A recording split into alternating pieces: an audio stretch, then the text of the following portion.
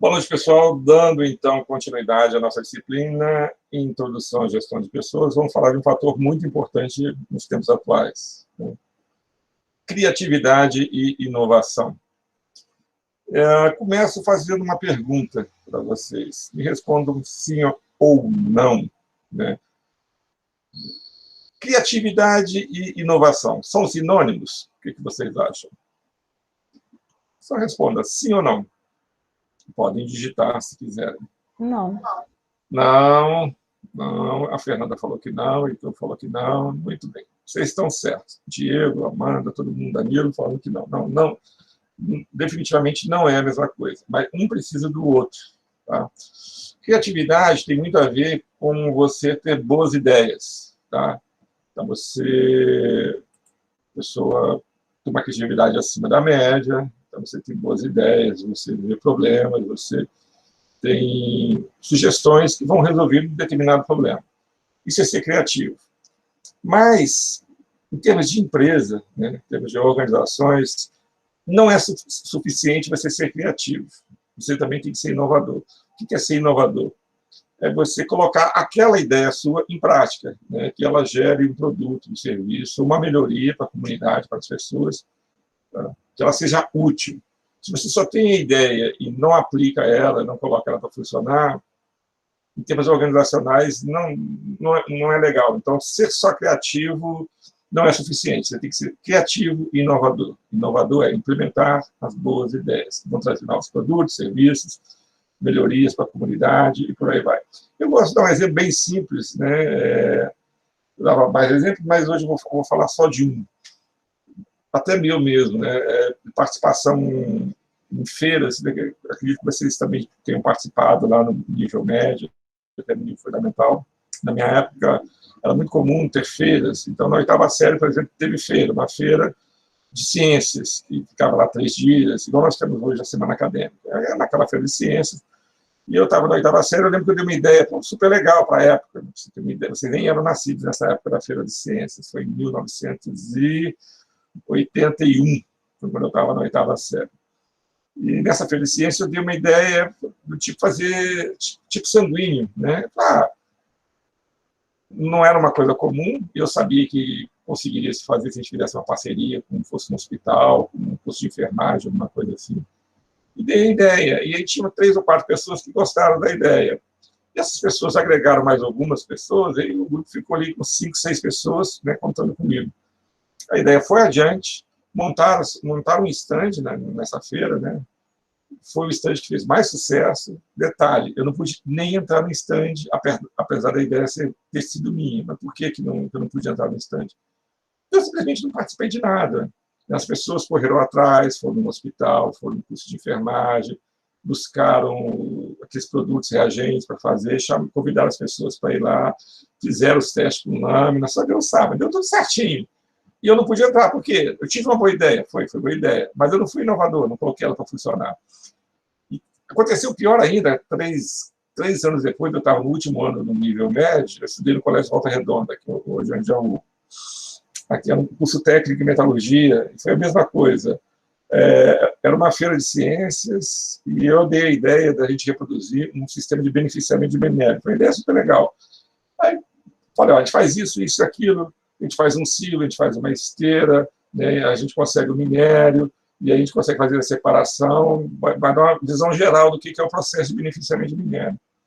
E aí era eu e mais 4 pessoas. Legal, implementamos a ideia. Quer dizer, implementamos não, a ideia foi implementada. Foi a mesma coisa, ficou no lugar nobre da feira, ganhamos uma bolsa, porque os melhores trabalhos ganhavam uma bolsa, e chegou na hora de dividir a bolsa, que era uma bolsa de estudo, aí você dividia, 5 alunos, cada um ia ter um desconto de 20% da mensalidade. Eles não quiseram dar para mim, que falaram que eu era um vagabundo, que eu não tinha feito nada, mas não é que eu não tinha feito nada, porque eu era enrolado, eventualmente eu tinha boas ideias, era a segunda vez que isso acontecia, mas chegava na hora de colocar a coisa em prática, de ver o dispositivo, de ver o equipamento, de ver onde tem minério, né? Eu não conseguia, e aí o que acontecia? Né? Nesse caso eu não aceitei, eu briguei, e eu acabei ganhando meus 20% também na bolsa.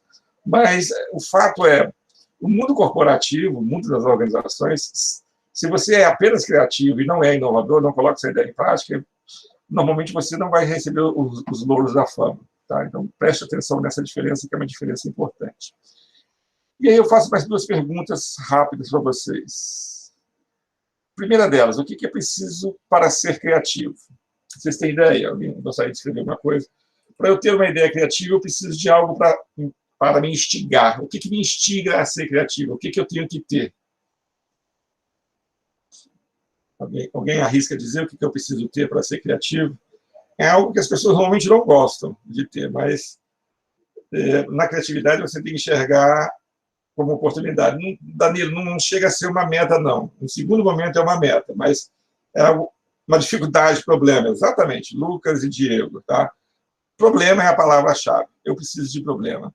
Então, aquela velha filosofia. Quando todo mundo foge de problema, que é um problema, que é algo difícil de se lidar, você tem que tentar reverter, em alguns casos, ver o problema como área de oportunidade. Né? Então, suponhamos, comprei um apartamento pequenininho, né, um conjugado, assim, apartamento não, vamos chamar aqui, Volta Redonda é muito comum ter o balancinho, que são prédios com frente pequena, 2 andares, e aí casei, tenho filhos, e o meu problema é espaço. Eu tenho espaço, não tenho espaço, aliás, eu preciso de espaço. Né? E aí, quando eu tenho um problema, o problema ele é o combustível para a criatividade. E aí, todo dia eu subo a escada, desço a escada, subo a escada, desço a escada. Até que um belo dia, o problema, durmo com o problema, acordo com o problema, almoço com o problema, ele me traz uma ideia interessante. Né? Eu tenho uma ideia criativa e, eventualmente, pode ser inovadora. Né? Onde todo mundo viu uma escada, que é uma escada, eu que tenho um problema de espaço, o que eu vou ver? Eu vou ver um porta-roupa, uma gaveta para guardar qualquer tipo de coisa. Né? Quem já fez isso, agora eles voltaram atrás, mas recentemente eu estive lá, mas ali na Renner, no shopping, eles têm ali um vão ali na escada entre aquele platôzinho que eles têm ali, né, e o andar de baixo deles, eles guardavam um punhado de coisa, porque eles tinham material para guardar e não tinha lugar. Aí aquele espaço vazio, né, da subidinha da escada para aqueles, entre aspas, segundo andar deles ali, eles guardavam coisa. A verdade é a seguinte, o cara tinha problema, não tinha onde guardar, quando ele tem problemas, ele dorme com problema, ele tenta, todo mundo vê algo comum, ele vê algo que pode solucionar o problema dele. Então é isso, para ser criativo você precisa de problema. Então, problema, às vezes, é uma área de oportunidade que a gente tem que aproveitar. Na criatividade é assim que funciona.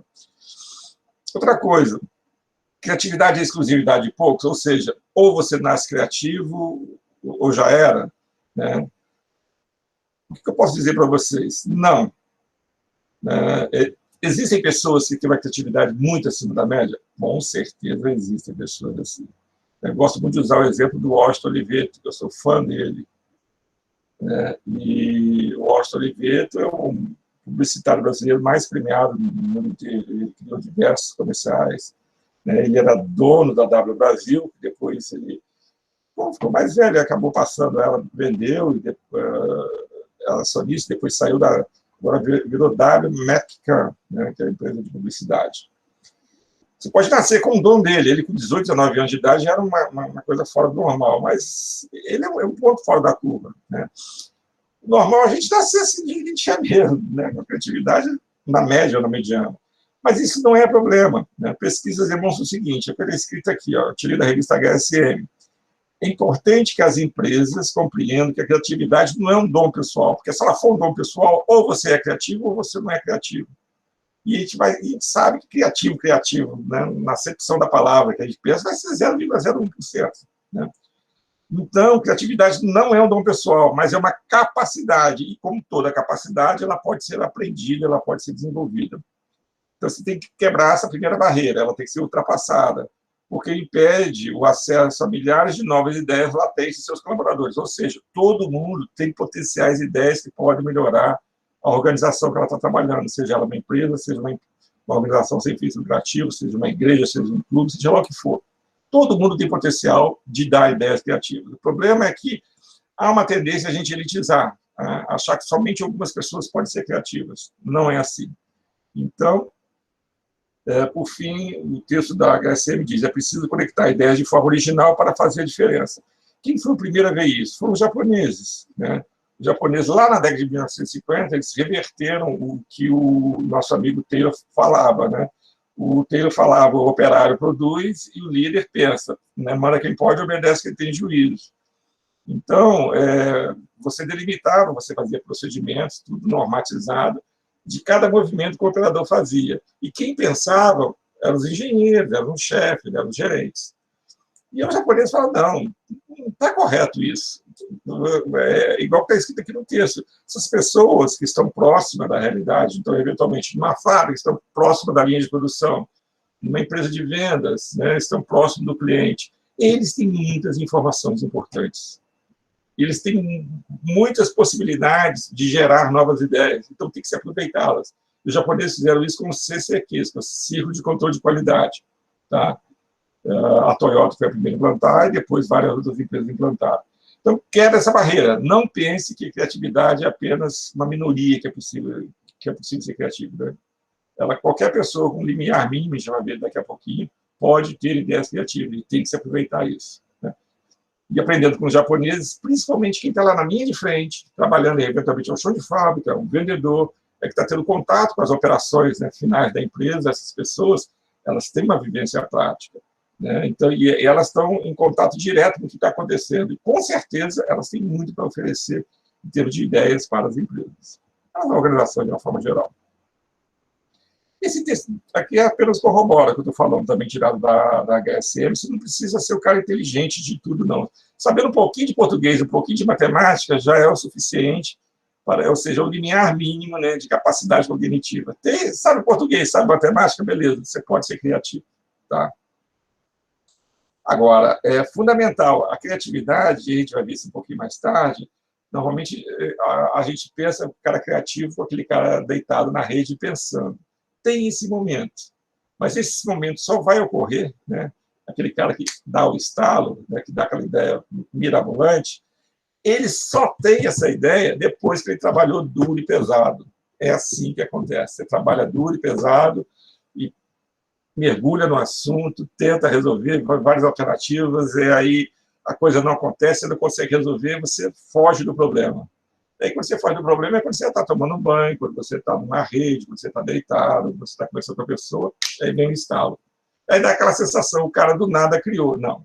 Naquele momento ele não estava fazendo nada, mas esse momento de repouso, esse momento de não fazer nada, ele é importante para o processo de criatividade. Você tem que pensar o problema, mergulhar no problema, mas depois você tem que desligar.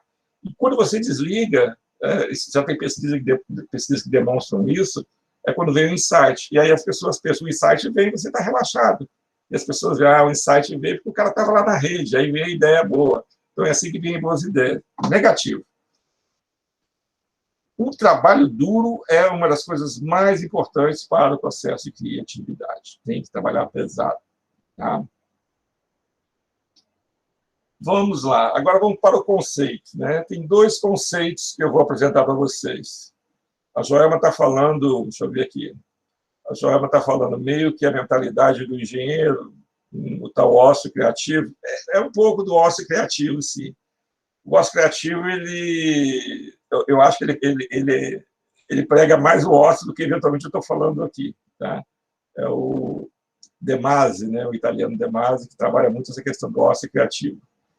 Mas o De Masi, ele fala do ócio criativo e ele trabalha 15 horas por dia. É engraçado isso, né? Há uma certa incoerência. Mas, para você ser criativo, você precisa de ociosidade. Se você trabalhar muito, você não tem tempo para ser criativo. Isso é fato. Não tem jeito. Tá? Então, vamos lá. Conceito mais conhecido, né? Aqueles que a gente tradicional, aquele que eu falei que a gente pensa quando a gente fala em criatividade, a primeira coisa que vem à cabeça é isso aqui. Criatividade representa a emergência de algo único e original. E aí, quando você pensa em criatividade, dessa forma tradicional, conforme definido por Wallace, em 65, você vai pensar no Washington Oliveto. Né? Estão conseguindo ver essa figura aqui, né? Para quem não está conseguindo ver direito, essa aqui é a Gisele Bündchen. Ela é uma das maiores modelos do mundo, né? Uber Model, né? Que fala. E aqui, de que ela está vestida, gente? Dá para ver de que ela está vestida? Alguém? Água. Muito bem, Lucas. A Gisele Bündchen está vestida de água. Isso aqui foi uma ideia do Washington Oliveto, levar a Gisele Bündchen, coitadinha, para um galpão, para fazer a capa dessa revista Archive, e jogaram a água dela o dia inteiro. Isso aqui não é montagem. E foram tirando foto, até que ela ficou vestida de água. E como é Gisele Bündchen, né? Vestida de água, ela é maravilhosa de qualquer jeito, com água, sem nada. Essa capa de revista, ela ganhou o prêmio, né? Prêmio de criatividade. E aí, essa capa de revista da Archive é esse conceito aqui do Anderson. A emergência de algo único e original. Cara, quem é que ia pensar em vestir a Gisele Bündchen de água? Muito difícil, tá? E agora, o conceito que nós vamos usar e que a maioria das empresas, das organizações usam. Cara, não precisa ser assim, porque aqui você vai eliminar muito boas ideias simples, que não é algo tão iluminado, mas, poxa, que resolve problemas, que dá lucratividade para a empresa, que economiza dinheiro, que faz ganhar cliente, em suma, que melhora muitas situações no dia a dia das organizações. E é esse conceito aqui, olha. Criatividade é o processo de tornar-se sensível, né? A quê? A problemas, deficiências, lacunas no conhecimento e desarmonia. Então, eu vou resumir na palavra problemas aqui. Vi um problema, não importa o quanto grande ele é, eu tenho que ficar sensibilizado. Se é um problema, é algo que tem que ser resolvido. E aí, eu vou identificar a dificuldade, por que está acontecendo o problema, vou buscar soluções, vou formular hipóteses a respeito das deficiências, testar e retestar essas hipóteses, e finalmente comunicar os resultados. E aí, eventualmente, vai ser, olha, a melhor coisa para fazer é ter uma ideia criativa, é fazer isso. Aqui está muito teórico, o Torres, você falou isso também no mesmo ano dele. Então, vocês veem a diferença. Aqui a criatividade é algo único. Aqui, olha, resolveu um problema, né? Trouxe uma solução para um problema que está incomodando, né? Que você se sensibilizou com ele, isso já é criatividade. Então, eu trouxe aqui uma outra modelo, mas ela não é modelo, é atriz da Globo. Eu nunca... Juliana Paz, eu nunca me lembro o nome dela, mas dessa vez eu lembrei. Essa aqui, para quem não está vendo direito, é a Juliana Paz, numa propaganda da Antártica, cervejaria Antártica. E aqui é uma zona rural. E o cara pegou, recortou a Juliana Paz, botou num poste e escreveu aqui embaixo. Não dá para vocês lerem, mas eu vou ler para vocês. Este é o nosso quebra-mola. Gostou? Então vai devagar. Aí você olha, o que aconteceu aqui? Cara, os carros andam correndo, a estrada de chão, os carros andam correndo, estava matando as galinhas do cara. E aí, pô, botar um quebra-mola aqui não vai resolver, que a chuva vai e leva. E aí eu ponho um cartaz desse. Todo mundo que passar não vai entender nada. Olhar assim, o que esse cartaz está fazendo aqui? Aí você dá uma paradinha para olhar. Aí você para, aí você vê, Juliana Paz, aí você vê o bilhete, você vai rir, vai achar engraçado, né? E aí a mensagem vai ficar mais forte do que você, né? Vai ficar mais gravada em você. E aí, toda vez que você vai passar lá, você vai lembrar, esse aqui é o quebra-mola daqui. E aí, quando você lembra o quebra-mola, a possibilidade de você andar devagar é muito maior do que uma placa devagar. Ou seja, você tem um problema, os carros andando rápido, ali tem animais na pista, as minhas galinhas estão andando ali, os carros andam rápido, atropelam ela, e eu fiz um quebra-mola criativo. Tá? Então, esse aqui é o conceito. E esse cartaz da Juliana Paz representa bem esse conceito de criatividade que a gente vai utilizar. Tem outras formas de ser criativo? Tem, né? Olha só, você pode fazer um quebra-mola 3D. E se eu passar 300 vezes esse quebra-mola, 300 vezes eu vou passar devagar, né? Isso aqui não é um quebra-mola, isso aqui é uma pintura 3D de uma faixa no chão.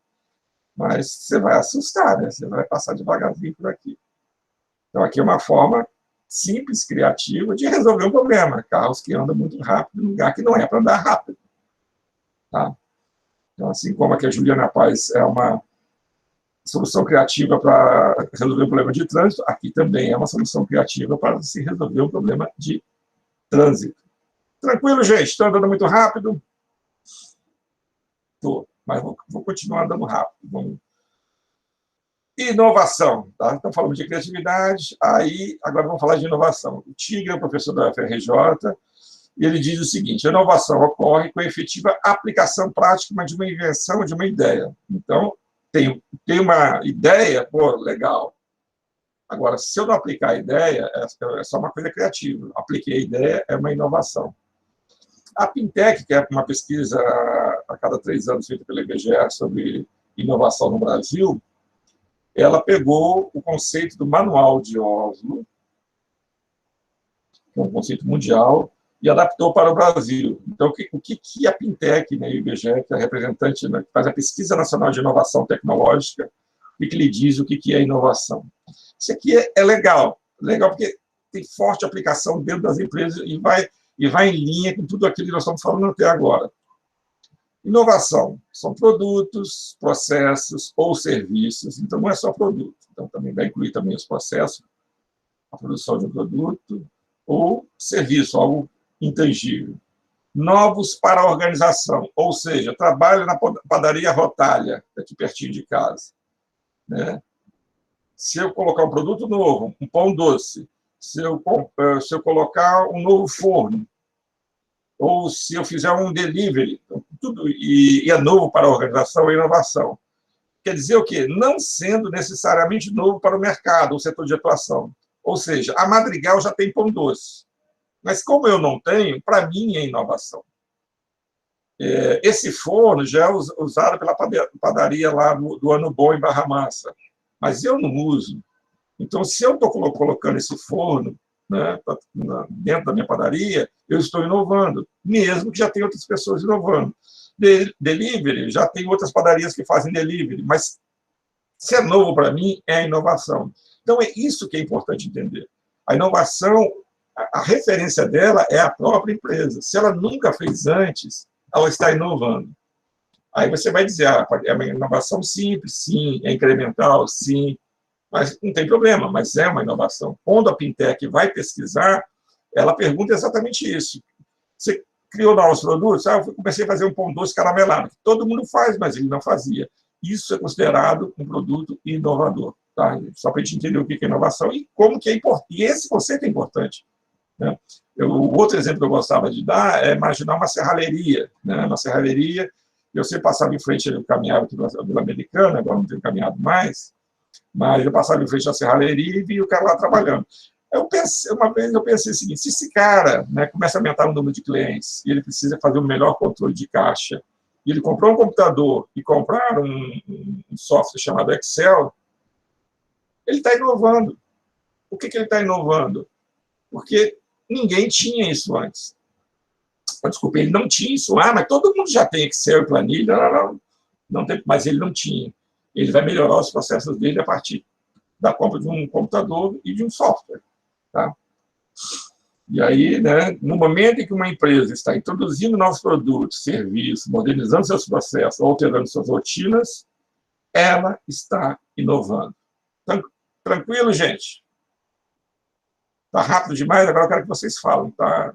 Quer que eu dê uma reduzida? Eu posso manter assim. Tranquilo. Obrigado, Heitor. Então, vamos que vamos, tá de boa. Alô, Diego. E aí, olha, vamos lá. Inovação. Aqui eu tenho uma... Não era para ter mostrado. Esqueci, não era para mostrar. Vamos pensar na nossa biblioteca física lá na UF. Cada vez vão chegar mais livros. Por que vão chegar mais livros lá na biblioteca? Vão chegar mais livros porque tem editais, né? Os professores participam de editais, pedem para comprar livros, né? E vai cada vez aumentar mais. Bem que hoje tem muito livro eletrônico, mas ainda vai ter muito livro físico. Eu não tenho dúvida que daqui a pouco vai ter problema de espaço lá na biblioteca. Agora, espaço é problema na biblioteca, gente? Sim ou não? O que vocês acham? Sim ou não? Eu vou desenhar a biblioteca aqui, ó. Para vocês verem, ó. A biblioteca é isso aqui, ó. Prateleira de livro, prateleira de livro, prateleira de livro. Joelma disse que é problema. Mais uma prateleira. Beleza. E aí, comprei muitos livros e enchi todas as prateleiras. E aí, o cara vai chegar no Júlio, que é o diretor lá do ICHS, vai ser, ô Júlio, preciso de mais espaço, porque não cabe mais livro. Precisa de mais espaço. Eu tenho mais prateleira ou espaço livre, gente? Dá uma olhada aqui. Eu tenho mais espaço livre do que prateleira. Opa, então é isso que você falou. Meu problema é a falta de espaço. Mas, olha esse corredor enorme aqui, esse corredor enorme. E como você soluciona um problema desse? Fazendo isso aqui. Você acaba com os corredores. Vai ter uma limitação? Vai. Somente os bibliotecários vão poder pegar o livro. Em compensação, olha o espaço que você ganhou. Né? 1, 2, 3, 4 corredores virou um corredor. E o resto virou o quê? O resto virou estante de livros. Tá? Então, isso aqui é um tipo de inovação. E quais são os tipos de inovação? Né? Incremental são pequenas inovações. Né? O japonês chama isso de Pokayoke. Não, Pokayoke não. Kaizen, Pokayoke é dispositivo antigo. Kaizen, melhoria. O japonês valoriza toda pequena mudança que vá contribuir para a melhoria do processo, mesmo que seja pequena. Então, é Kaizen. Ele vai dizendo o seguinte, Kaizen, se não me engano, em japonês é pequenos passos, pequenas caminhadas. Vai devagarzinho, porque devagar você vai ao longe. Então, essas pequenas mudanças que melhoram o processo, o serviço ou melhoram o produto, são chamadas de mudanças, inovações incrementais. Ela é uma mudança linear e contínua. Um exemplo é o limpador de para-brisa. Né? O limpador de para-brisa, no início, ele era manual, lançava o carro. Depois você botou um motorzinho que ele passou a ser, né? Você ligava ali, eletronicamente, ele começava, chovia, você ligava, ele funcionava. E na década de 30 teve uma nova invenção, que inclusive foi tema de um filme. Foi a sincronização. Ou seja, você tem 2, 3 velocidades, agora você tem, sei lá quantas velocidades, você tem até um dial para você girar lá. Está chovendo pouco, chovendo mais um pouquinho, roda mais rápido. Chovendo muito, ele vai balançar mais, de acordo com a sua programação.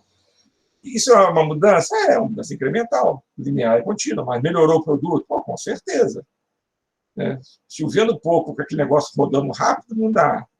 Ou chovendo muito, com ele rodando devagar, também não dá. Então, é uma mudança que melhorou o produto. Pequena, é estrutural? Não, não é. Né? Então, essa é chamada mudança incremental. A maioria das inovações são incrementais. Né?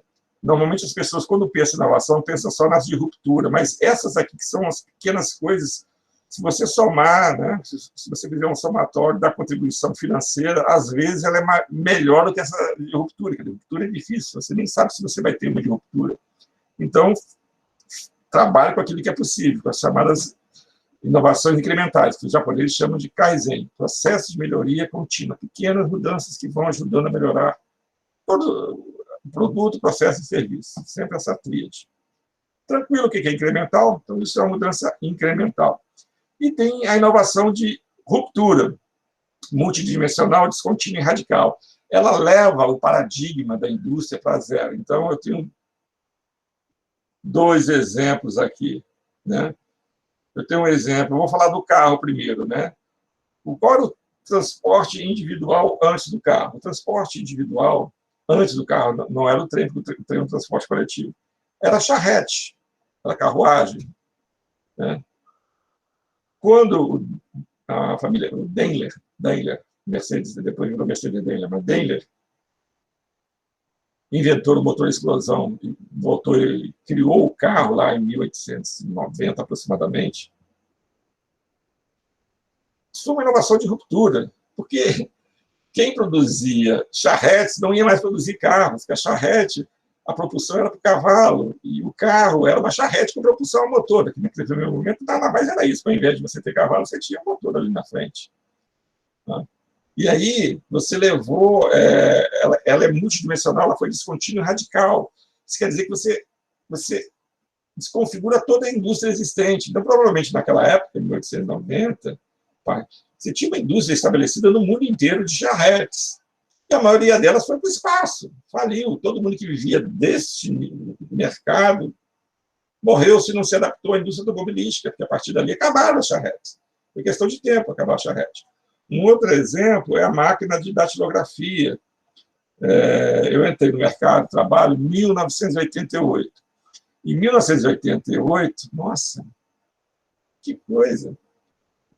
Bem pouco tempo depois de 81, é engraçado, parece que tem 88 estava na oitava série, em 88 eu já estava entrando no mercado de trabalho. Então, quando eu entrei no mercado de trabalho,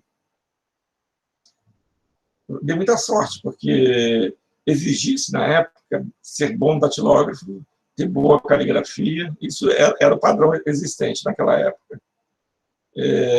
Só que eu não sabia datilografar, era péssima na datilografia, minha letra sempre foi horrorosa, e pior ainda, eu entrei para trabalhar na área de recursos humanos em treinamento. Então, eu tinha que fazer, não era data show igual é agora, né, slide, era literalmente transparência, e eu tinha que recortar, fazer bonitinho. Eu fui reprovado 3 vezes no pré, lá em corte, recorte, era horrível. E aí, eu olhei e falei assim, vai ser complicado. Quando eu vi, tinha um computador lá, eu peguei, ninguém usava. Mas o que é isso aqui? Computador. Eu vi que tinha um editor de texto, que tinha uma planilha eletrônica, que tinha já um PowerPoint, né? Tudo, não com esses nomes, mas eu falei, é aqui que eu vou fazer. E aí eu dei muita sorte, que eu entrei no mercado de trabalho exatamente quando está surgindo informática. E era uma empresa de grande porte, e ela tinha mainframe. E eu trabalhava no mainframe, então eu fazia tudo, eu revolucionei.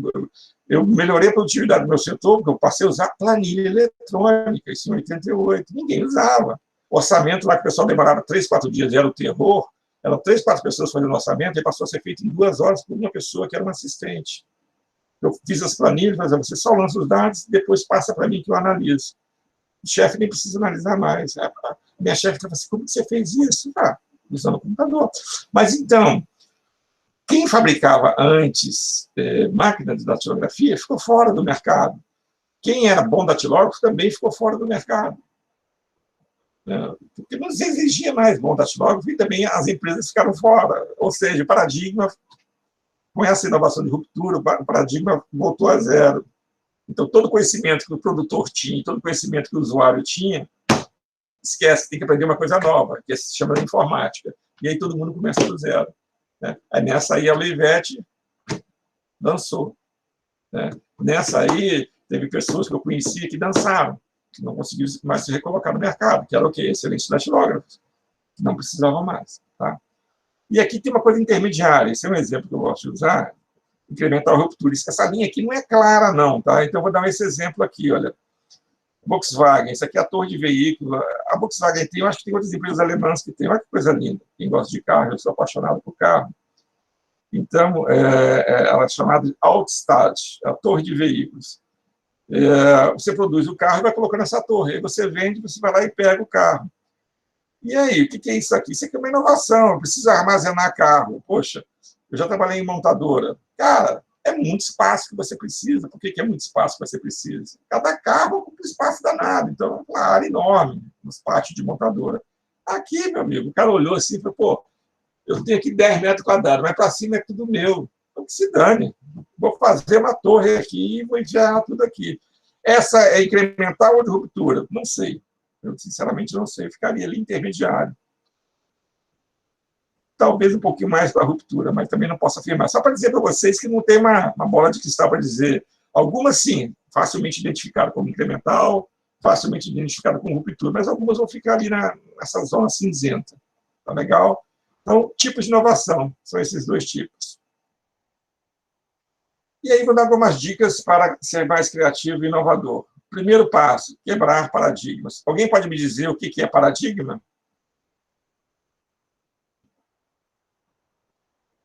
Uma palavra define, pode definir. O que é paradigma?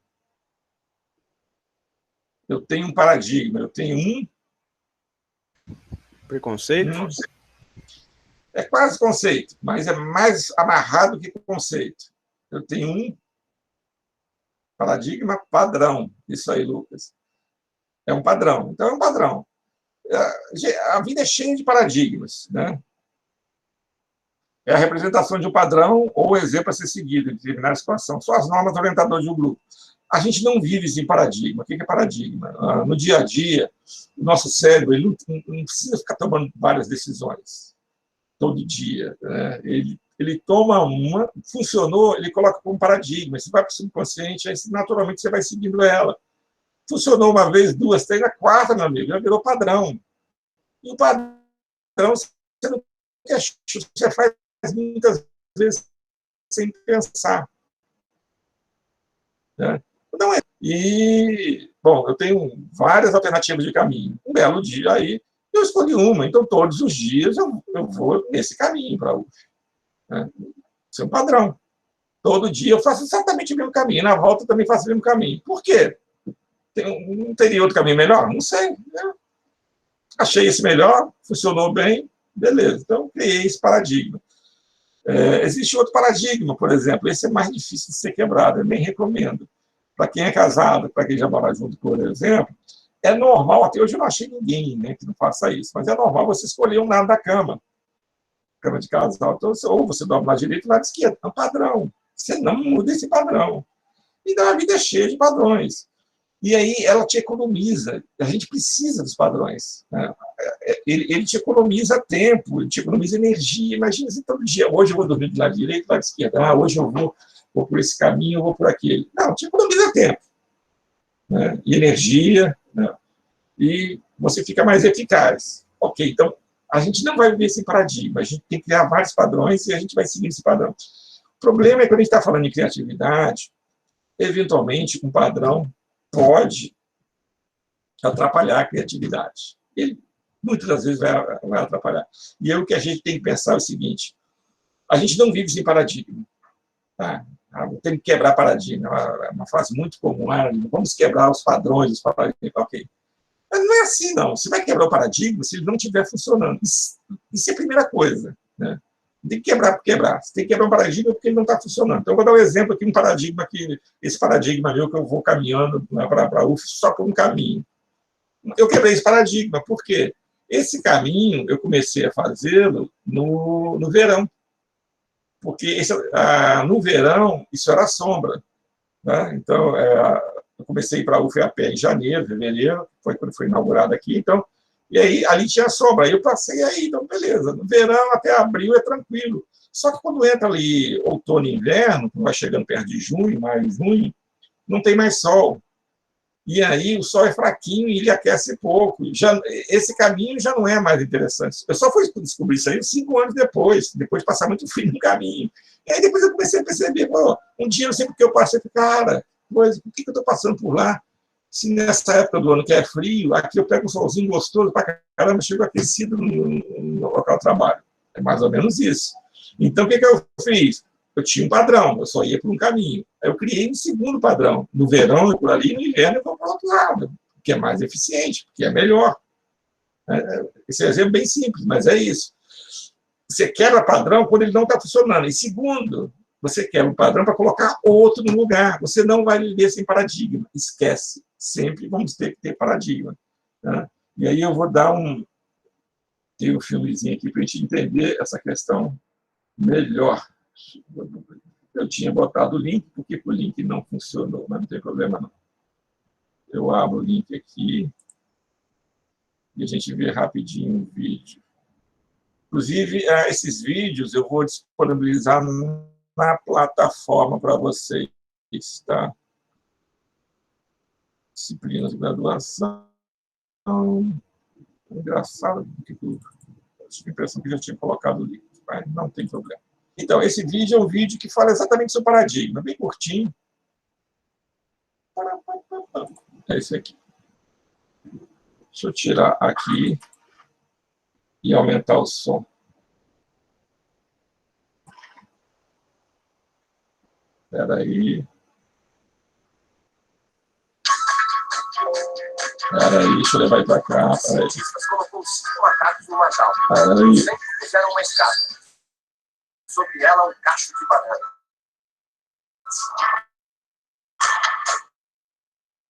Quando o macaco subia a escada para banhar as bananas, o simples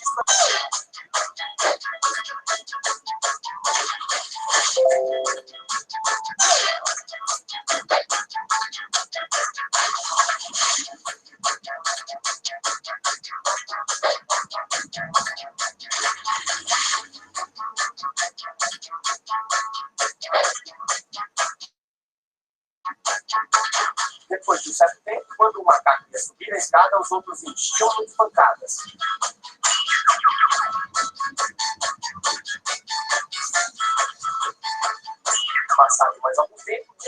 macaco subia mais a escada, apesar da tentação das bananas. Então, os cientistas substituíram um dos macacos. A primeira coisa que ele fez foi subir a escada, sendo rapidamente retirado e surrado pelo jogo. Depois de algumas surras, o novo integrante do grupo não mais subia a escada. O segundo foi substituído e o mesmo ocorreu, tendo o primeiro substituto participado com entusiasmo da surra ao novato. O terceiro foi trocado. E o quarto, finalmente, o macaco. Eles nunca ter tomado banho frio, continuavam batendo naquele que tentasse chegar às bananas.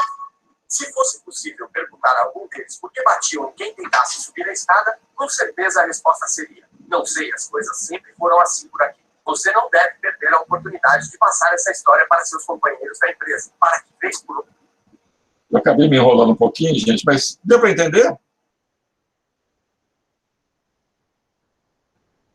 O que eu falei para vocês está claro nesse vídeo? Travou bastante, professor. O que é um paradigma? A sua internet também, acho que a sua internet também travou bastante o vídeo. Eu conheço o vídeo que eu já vi antes desse experimento, né? Mas acho que quem não sabia não pegou bem, não.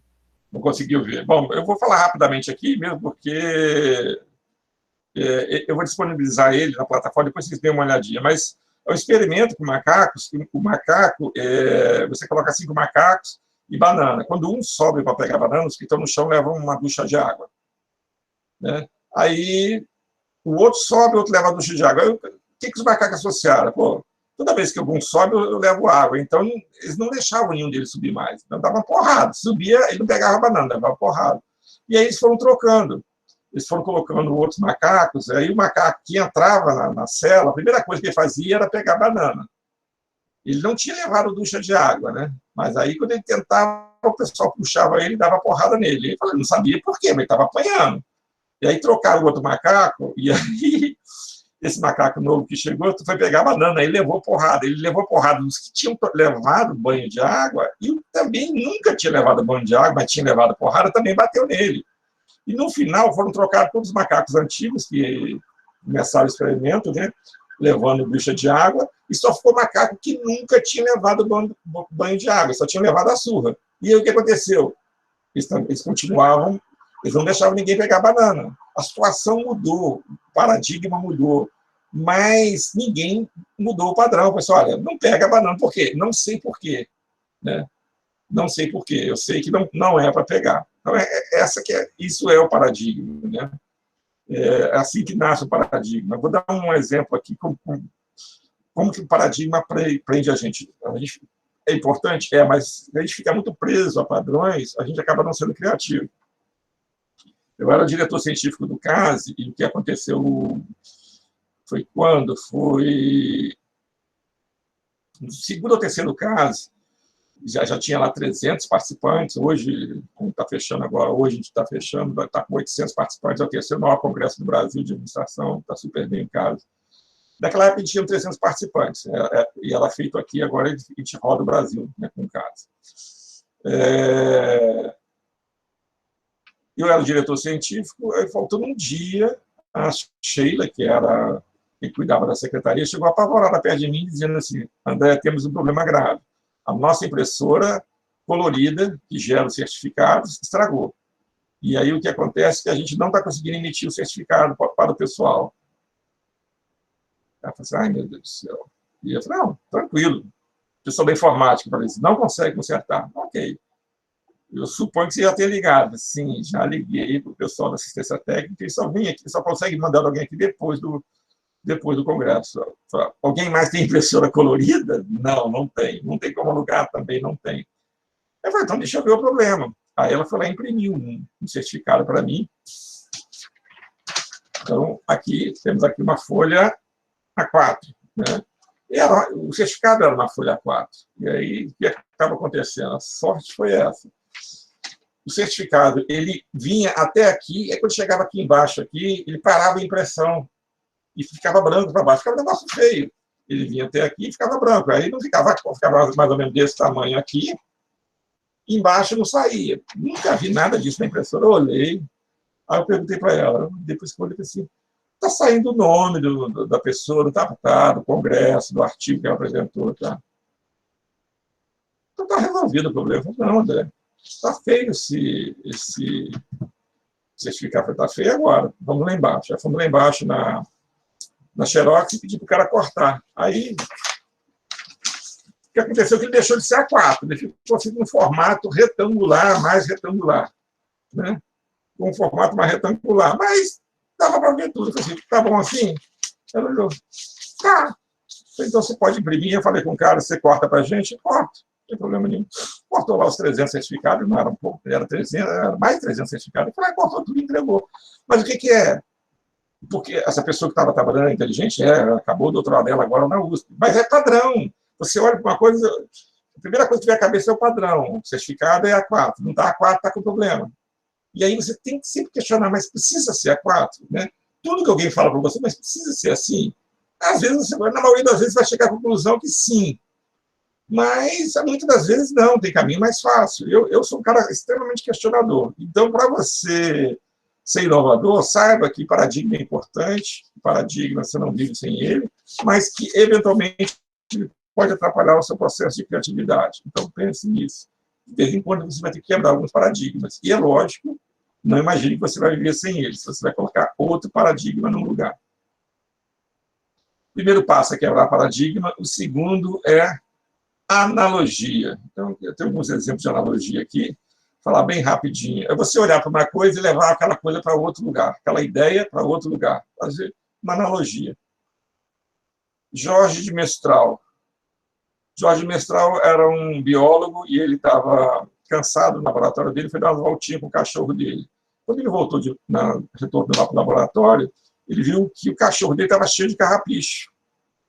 E aí, carrapicho, vocês sabem o que é, né? O negócio do mato. É difícil de tirar do cachorro dele. Ele olhou para a calça que ele estava usando, também estava cheio de carrapicho. E como ele estava no laboratório, ele botou o carrapicho dentro para olhar dentro de um microscópio. Olha o que ele viu. Ele viu isso aqui. Ó. Cara, na que ele viu isso, eu falei, poxa, que coisa interessante. Ele agarra no fio da minha calça por causa disso. Isso aqui foi o que ele viu. Um carrapicho com as tramas e urdumes da calça dele. E ele criou o velcro a partir daí. O velcro revolucionou a indústria da moda. Ganhou muito dinheiro, ele foi lá e patenteou. Mas ele olhou isso aqui, o carrapicho, junto de uma calça jeans, e criou um produto artificial a partir deste conceito. Arquimedes é o famoso... né, filósofo do Eureka, ele é um pensador, um cara inteligente, né? Mecânica dos fluidos, ele revolucionou a mecânica dos fluidos, mas o que aconteceu? Arquimedes era o sábio do reino, e aí o rei de Siracura chamou ele e falou, olha, estou com um problema aqui, meu amigo Arquimedes. O negócio é o seguinte, o camarada Ourives, eu entreguei 1 quilo de ouro para ele fazer uma coroa para mim. E aí, o Ipuxa eu não sei, mas a mecânica do fluido, ele deu uma contribuição. Daqui a pouco eu vou falar qual que é. A Joelma está dizendo. Aí, bom, beleza. Falou assim, olha, eu estou achando que o cara me roubou, mas eu não tenho como avaliar, porque eu entreguei 1 quilo de ouro para ele, pesei a coroa que ele me devolveu. Também tem 1 quilo. Se vira e vê se ele está me roubando ou não. Ele pode ter colocado prata. Sei lá, que ele pode ter feito alguma coisa, e eu não tenho como descobrir. E ele falou, se ele derretesse a coroa, ele descobriria, mas não dá para derreter a coroa. E aí ele ficou com um problema. E aquilo que eu falei, ficou pensando no problema. Falei, como que eu vou resolver isso? E aí, para relaxar, ele foi lá para as piscinas termais com o sobrinho dele. Dizem que era o sobrinho. E lá nas piscinas termais, ele era bem mais velho que o sobrinho dele. E aí ele estava em uma banheira, o sobrinho em outra banheira. E aí jogando água fora da banheira, jogando água fora da bacia. Os dois entraram e o sobrinho dele falou assim com ele, olha só, Arquimedes, que coisa interessante. Apesar de você ser mais pesado do que eu desloco mais água do que você. A cabeça do cara estava relaxada, não estava pensando mais no problema. Ele nem lembrou de botar roupa, ele saiu correndo, gritando Eureka. E aí foi esse princípio aqui que ele descobriu. Olha. Eu até trouxe esse exemplo para vocês verem. Tudo aqui tem 1 quilo, mas a massa é diferente. E o que acontece? Então, vamos dizer que esse aqui é o Arquimedes. Não, desculpa. Esse aqui é o Arquimedes, e esse aqui é o sobrinho dele. O que acontece é que o Arquimedes pesava mais, só que ele tinha gordura, né? Digamos assim, não tinha massa muscular. E o jovem, ele pesava menos, mas ele tinha massa muscular, e aí o formato dele era maior. Ele tinha um formato maior do que o do Arquimedes. E aí, isso é questão de densidade, né? Se eu pegar 1 quilo de ouro, mais ou menos está aqui, ó, da esquerda para a direita, 1 quilo de magnésio e 1 quilo de tungstênio. Os dois têm 1 quilo. Só que o volume desse é muito maior do que desse. E aí foi de onde veio a solução dele, a densidade. O ouro tem uma densidade muito maior que a da prata. Então, se o ourives substituiu ouro por prata, ele teve que usar mais prata. E se ele teve que usar mais prata, o volume da coroa vai ficar maior do que o volume de 1 quilo de ouro.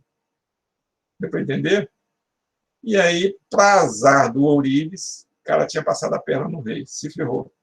Ele botou, então, 1 quilo de ouro, viu a quantidade de água que deslocou. Ele botou a coroa do rei e viu a quantidade de água. Teoricamente, era para deslocar a mesma coisa, mas se ele substituiu o ouro pela prata, né, a prata tem densidade menor, então ele teria que colocar mais quantidade, volume, não peso, mas volume maior. Mais ou menos isso aqui. Ó. Eu tenho que colocar, para eu chegar, para eu ter esse peso, eu preciso de mais volume. A mesma coisa o ouro e prata. E aí ele descobriu, né, a diferença de ouro e prata. O que ele fez? Ele estava numa banheira com o sobrinho dele. E ele descobriu outra coisa que não tinha absolutamente nada a ver. E essa aqui é a mais genial de todas.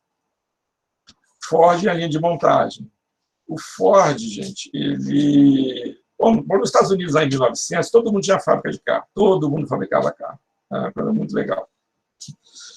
Se tivesse uma garagem, você ia lá e montava carro. Então, diversas indústrias. Tanto é que a General Motors chama assim, porque ela comprou várias marcas e começou a chamar General Motors. Era Chevrolet, Oldsmobile e por aí vai. Chevron, tem Vauxhall, então, todas essas são marcas que a General Motors comprou. Bom, em 1900 era uma artesanal a fabricação de carro, né? E o nosso amigo Henry Ford foi visitar, sabe o quê? Um abatedouro. Foi visitar um abatedouro e aí chegou lá e ele viu, né, como que funcionava o abatedouro. Sei lá o que ele foi fazer no abatedouro, mas foi visitar. E aí ele viu entrando isso. Tá, o volume da gordura é maior que o do músculo. É isso aí. Então, o cara devia ser mais gordo do que ele. O sobrinho era mais gordo, tá certo. Tinha mais gordura, não gordo, tinha mais gordura. Ele pesava menos, mas tinha um volume maior. Mas voltando aqui, e aí, quando ele entrou no abatedouro, no frigorífico, ele viu, entra um boi inteiro e ele vai passando por um processo, ele entra guinchado, e aí os açougueiros ficam parados, e cada um tira uma parte, um tira a picanha, outro tira o contrafilé, outro tira o acém, outro tira a costela. Até no final chega só um bicho desossado. Ele olhou aquilo, na mesma hora, cara, eu vou usar isso na minha fábrica. Eu vou usar isso na minha fábrica. Porque como que se fabricava carro antes? As pessoas andavam. Então, o carro ficava parado, eu ia lá, fazia a primeira parte, aí a equipe saía, o outro dia fazia assim. Ele falou, não, agora quem vai andar vai ser o carro, as pessoas vão ficar paradas fazendo só uma parte do serviço, elas vão se especializar. Ele pegou o conceito que já havia lá de Taylor e implementou, né, a partir dessa ideia que ele viu no frigorífico e revolucionou o mundo. Né? Os trabalhadores da indústria automobilística tiveram que ganhar bem, porque o trabalho era extremamente desgastante e chato pra cacete. Até hoje é assim. E aí, para compensar isso, pagava-se Ford, pagava muito bem, porque ele sabia que ninguém aguentava fazer aquele trabalho.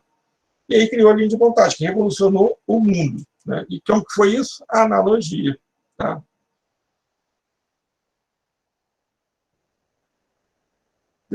Vocês dêem uma lida até um link mais grave, né? Quando ele saía, olha só, engenheiro, tá? Quando o trem-bala atingiu a velocidade de cerca de 270 km por hora, viu diante do problema. Toda vez que saía do túnel, fazia um barulho tão alto que podia ser ouvido. E aí a explicação é essa aqui, ó, o veículo comprimiu a ar dentro do túnel de tal forma que quando saía produzia uma explosão sonora. Mas, para a sorte da Japan Railway, empresa responsável pelo sistema, um de seus engenheiros tinha um hobby que seria crucial para resolver a questão. Analogia. O cara era observador de pássaros. Gente, ele mudou várias coisas a partir da analogia. Esse aqui é o Martim Pescador. Tá? Peraí. Olha como o Martim Pescador ele entra na água. Então, a água é um fluido. Ele não desloca a água. E aí ele sabia disso. Eu preciso de algo que não desloque o ar. Aí o que ele fez?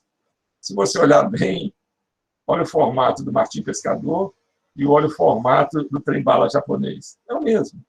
E aí, não satisfeito com isso, depois, se vocês quiserem ver, tem um videozinho aqui do YouTube, tinha outros problemas também de arrasto. E aí ele sabia, né, que a coruja tem o voo mais perfeito dentre as aves. É um voo sem turbulência. E ele pegou o formato das asas da coruja e colocou aqui. E pegou também informações do pinguim para trabalhar a aerodinâmica. Em suma, isso é chamado de biomimetismo, mas é uma analogia. Você pega algo que funciona em alguma coisa e leva para outro lugar. Tá? Isso é ser criativo. Não tenha medo do desconhecido. Isso é uma questão antropológica. Hoje o mundo é de incerteza. No passado, o homem era caçador. Então, o futuro era imprevisível para o homem, porque eu saía para caçar, não sabia o que eu iria achar. Né? Podia achar um veado campeiro, poderia achar um tatu, qualquer coisa desse tipo, um pouco do mato, tranquilo. Mas, em compensação, podia achar uma onça também.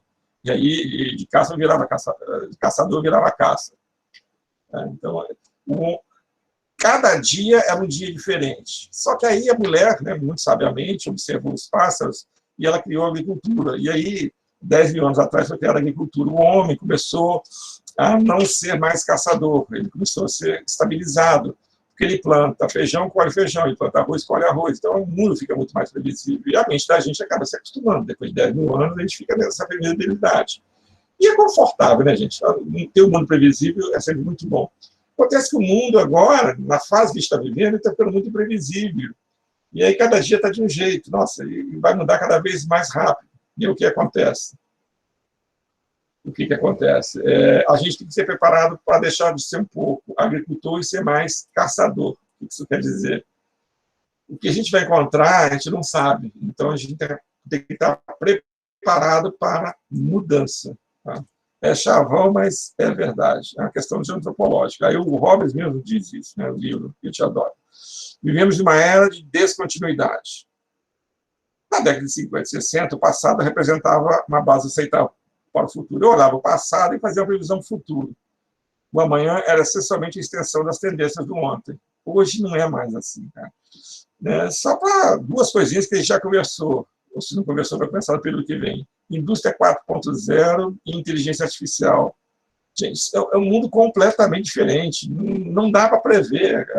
É difícil, vai ser muito difícil. Então, vamos deixar um pouco de ser agricultores, né, e vamos nos preparar para a diversidade, ou de cada dia que a gente acordar, infelizmente, a previsibilidade vai estar cada vez mais distante. A gente tem que estar preparado para um mundo em constante mudança. E sabe que você vai enfrentar resistência à mudança. Então, as pessoas... por que vão ter resistência à mudança? Não está errado, não. Está funcionando bem, cara. Mas, eventualmente, você tem uma visão de futuro e fala assim, se funciona bem hoje, não vai funcionar amanhã. Suponha que você seja um visionário. Cara, para você convencer as pessoas, você vai ter que ralar muito.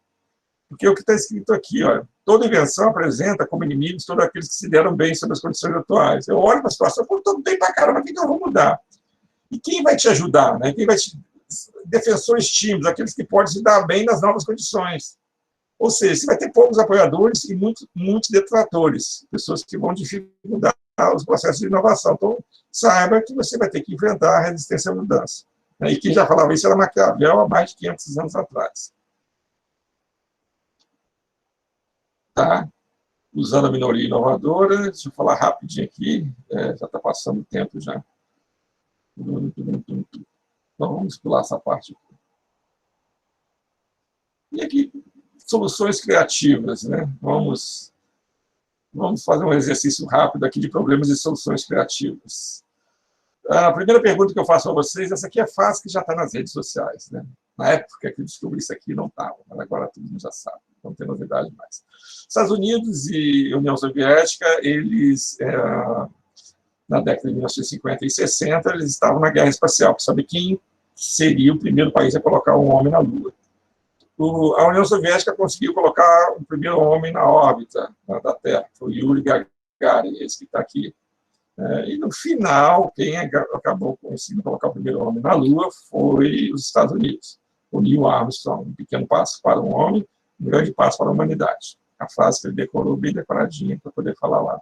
E o Yuri Gagarin, né, a frase bem decoradinha dele é: a Terra é azul. Beleza. Só que nesse processo de corrida, eles tinham problemas semelhantes. Né?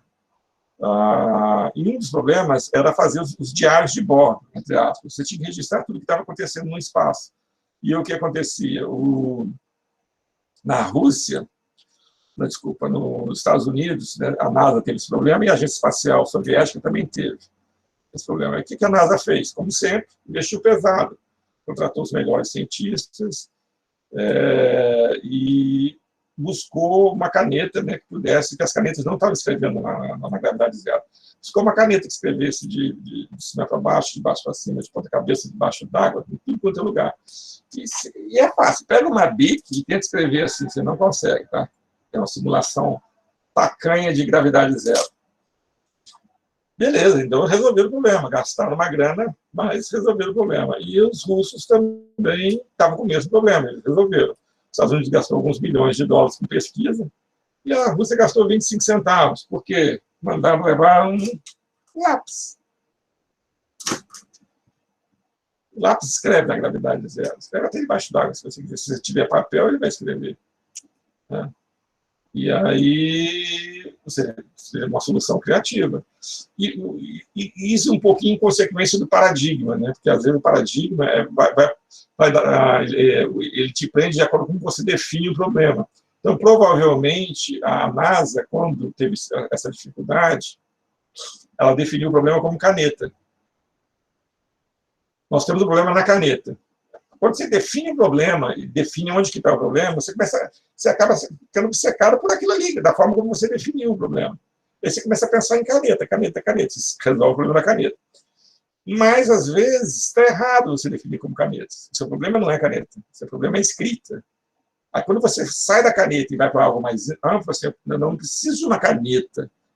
Eu preciso escrever no espaço. Você redefiniu o problema. Ah, bom, caneta é uma coisa, agora escrever no espaço é outra.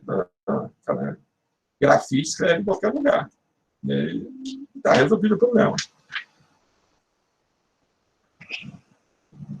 Vou passar isso aqui, né, mais uma solução criativa. Isso aqui já tem um tempinho, né, então foi a Tesco. A Tesco é uma empresa inglesa ou holandesa, não me lembro bem.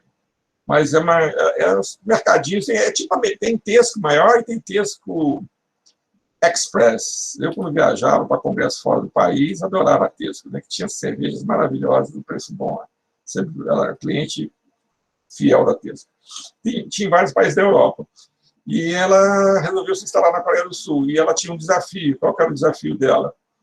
O desafio da Tesco era ser a maior... Ela queria crescer dentro da Coreia do Sul, mas ela não queria abrir lojas. E aí, o que ela fez? Vamos ver o vídeo aqui. O vídeo em inglês, mas dá para entender. Depois eu explico para vocês, se tiver alguma dúvida. Agora eu vou tentar não me enrolar aqui. Vamos lá. Vamos ver onde o vídeo vai aparecer. Aqui está com o link. South Korea is a unique market. Tesco has been evolving itself, adjusting to the local market. It even changed the name itself. From Tesco to Home Korea, stores compared to the #1 company, E-Mart. Mission: Could we become number one without increasing the number of stores? We made an in-depth study into Koreans once more.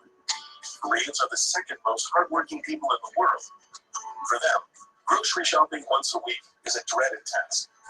So we decided to approach these busy and tired people. Idea. Let the store come to the people. We created virtual stores, hoping to blend into people's everyday lives. Our first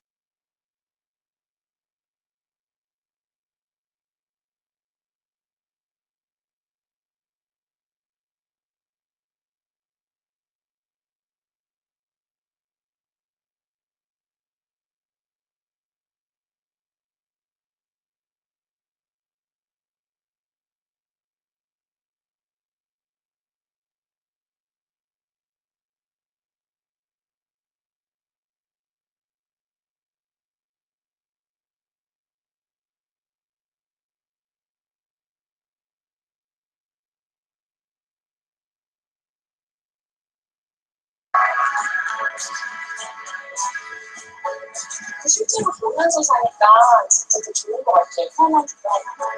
result. People can shop at Tesco Home Plus wherever they go without having to visit the actual store.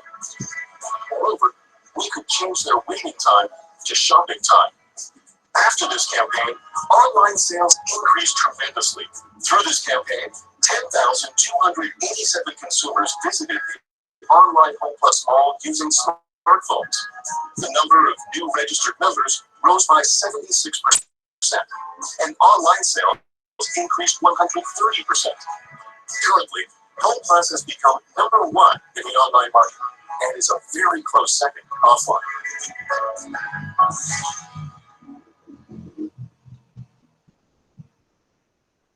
Ai, tá difícil. Você passou uma ambulância aqui, eu esqueci que vocês estavam ouvindo. Foi mal, gente. Então, hoje até que é fácil você fazer uma coisa dessa. Eu fiz essa aqui há 15 anos atrás. Tá?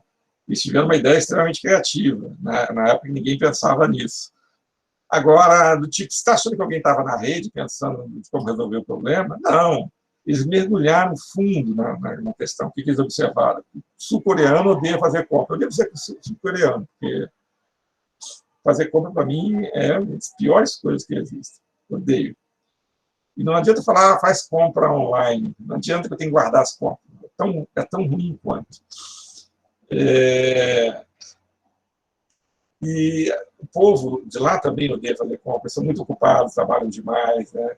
É o segundo povo que mais trabalha no mundo. Né? Ele só perde o brasileiro, em primeiro lugar. Pegadinha do malandro. Não, eles falam que é o segundo povo que mais trabalha no mundo. Eles não falaram quem é o primeiro, mas eu acho que é o Brasil quem mais trabalha. E aí, tem mais coisas que não é falado no vídeo, mas que eu vou falar para vocês. O povo sul-coreano ele pode ser o segundo que mais trabalha no mundo. Né? Tanto é que eles tiveram que implementar algo, eles vão ter que fazer isso aqui no Brasil também, que acontece a mesma coisa, né? Só que não. Que das 6 horas, eles têm que apagar as luzes dos escritórios, porque o pessoal não vai embora, cara. Eles trabalham demais. Eles têm que obrigar as pessoas a saírem de férias. Se tem alguém aqui que já fez estágio, ou que já trabalhou, tem um amigo que trabalhou aqui na Hyundai Heavy, Meta, fábrica de guindastes, os caras lá são, nossa, eles ficam para morrer de feriado no Brasil. Eles acham que a gente tem que viver em função da empresa. Isso é a cultura deles. Aí os caras pensam,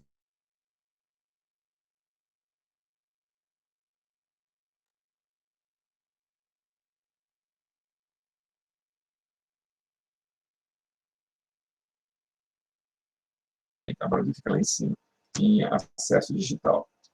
Tá. E aí o que acontece? O cara estudou isso, os caras também têm acesso. E aí, meu amigo, aí você tem que ir lá, onde que as pessoas passam, meio de transporte. Aí você vai juntando informação. Junta informação até uma hora que você fala, pô, não sei como que eu vou resolver. Você dorme, acorda, e quando você acorda, vem a solução. Né? E é muito comum no chuveiro, ou então quando você está relaxado, ou dormindo, acordando, você tem uma solução. Eu não sei se foi assim que aconteceu com a Tesco, mas tem duas possibilidades de ser assim. Né? De alguém estava lá parado em algum lugar e falar, eureka, descobrir o que aconteceu. E aí eles conseguiram aumentar bem as vendas deles. Tá? Então é isso. E, bom, eu acho que já tem esse vídeo, depois vocês dêem uma olhadinha de como o pessoal é criativo em políticas públicas lá na Suécia, está disponibilizado para vocês. E dê uma olhadinha também aqui no processo, aí eu volto aqui em criatividade, como que é o processo, né? Dê uma lida nessas etapas. Eu não vou explicar agora, que basicamente o que eu falei o tempo todo com vocês. E aí, para ter certeza que vocês vão ler, eu vou fazer, isso vai cair na prova. Tá legal? Então é isso. Terminamos, então, a aula de hoje e até a próxima semana.